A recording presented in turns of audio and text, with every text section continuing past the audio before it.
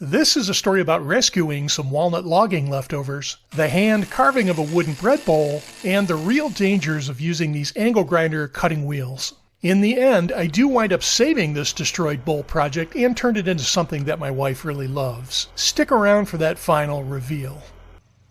These are a bunch of walnut branch cutoffs that my buddy saved for me after his father's forested land was thinned out by a logging company. They are normally just cut off and left to rot on the forest floor, which seems pretty wasteful. But this is walnut. Surely there's something productive we can find to do with pieces like this. I picked out a piece that I thought would make for an interesting oval-shaped bread bowl, which is something that my wife had requested. Before even thinking about carving the bowl, however, it had to be cut down and debarked and dried out, so that turned out to be step 1, 2, and 3.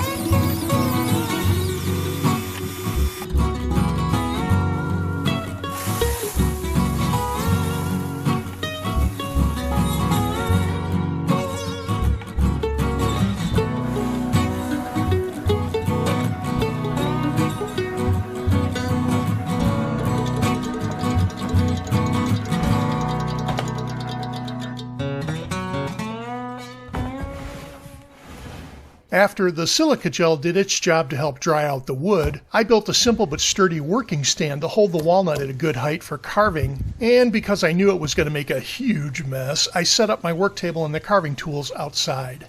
While I've had really good luck using these aggressive carving wheels on the outer edges of raw wood like these live edge table slabs, I wasn't prepared for the danger and destruction I'd experience on the inside of this bread bowl.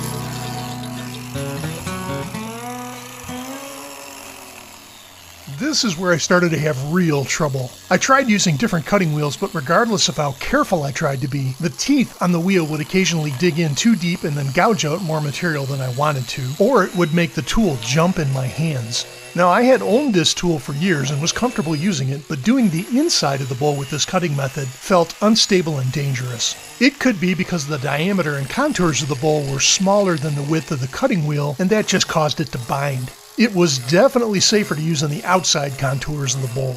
The inside also eventually revealed the hidden secret that would put the brakes on the whole project.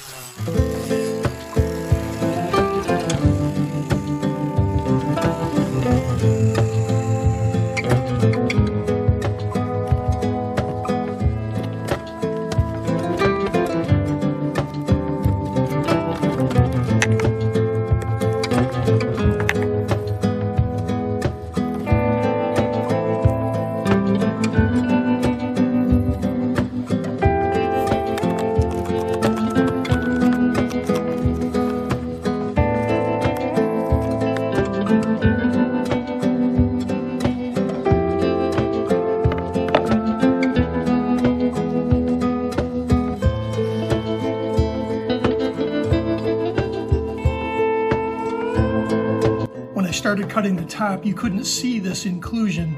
In fact, you couldn't even see it from the bottom side. I also had lots of trouble with these carving discs. They actually work pretty well, roughing and rounding out the outside of the bowl.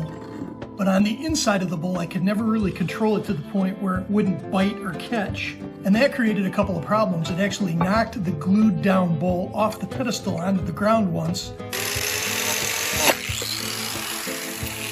And on another catch, I wound up blasting right through the outside perimeter of the bowl.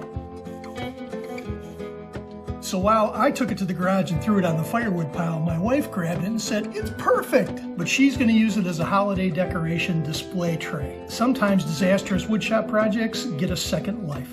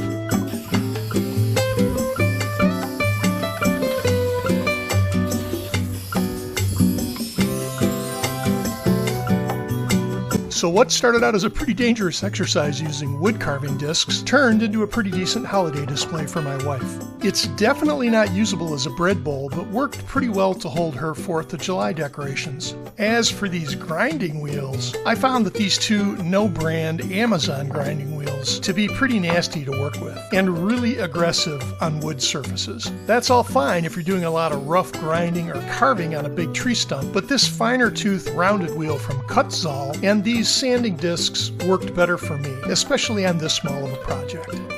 Hey everybody, thanks for watching. We don't take on memberships or Patreon donations, so giving us a thumbs up, subscribing to the channel, and leaving us a comment really help us in the new world of YouTube. Thanks for watching.